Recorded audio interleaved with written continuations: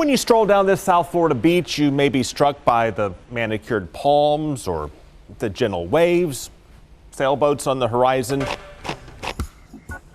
or the lady opening a large drum full of pot. That's Elvie Mashika. She smokes 10 joints a day. And guess where she gets it? Who is your dealer? Uncle Sam is my supplier. That's right. The same federal government that bans marijuana for medical or recreational use has sent Elvie more than 100,000 joints. The same federal government that claims marijuana has no acceptable medical use claims Elvie needs it for her glaucoma.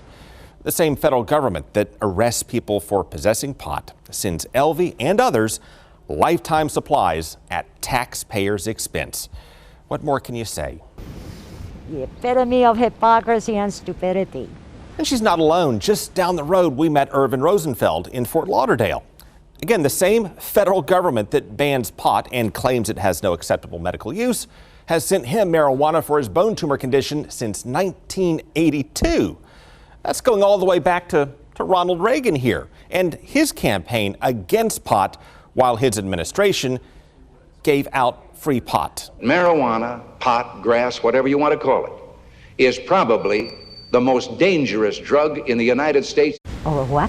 This? That you send me 10 a day? Elvie, Irvin, and others enrolled in a little-known program called the Compassionate Investigational New Drug Program to get marijuana for medical conditions for life and for free, courtesy of the United States government and its taxpayers.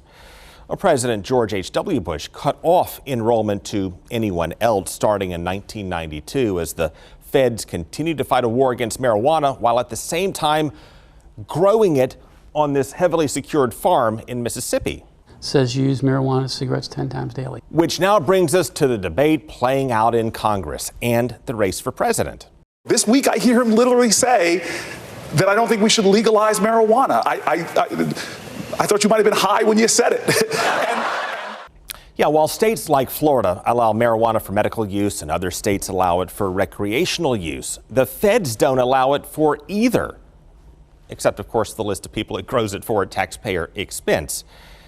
In short, state laws still contradict federal policy that contradicts federal policy, which, never mind that, means the feds could eventually shut down and arrest the businesses, the business owners, and people using marijuana in states that allow it if something doesn't change. What would happen to the person who shipped this if it wasn't the federal government?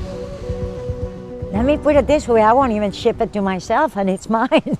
To that end, the U.S. House Judiciary Committee just approved a bill to decriminalize marijuana. It would allow the states to set their own rules, which, of course, they're already doing. And that would end decades of confusion and maddening contradictions in our government.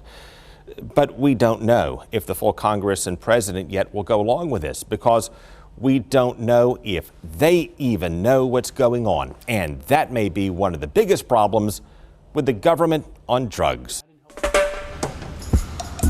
They're always surprised. They don't know that the government ever supplied anybody. And they go, what? The federal government gives this out? We had no idea. How long have you been on it? You smoke how many? Deborah Washington Schultz's office. What? The federal government gives this out to patients?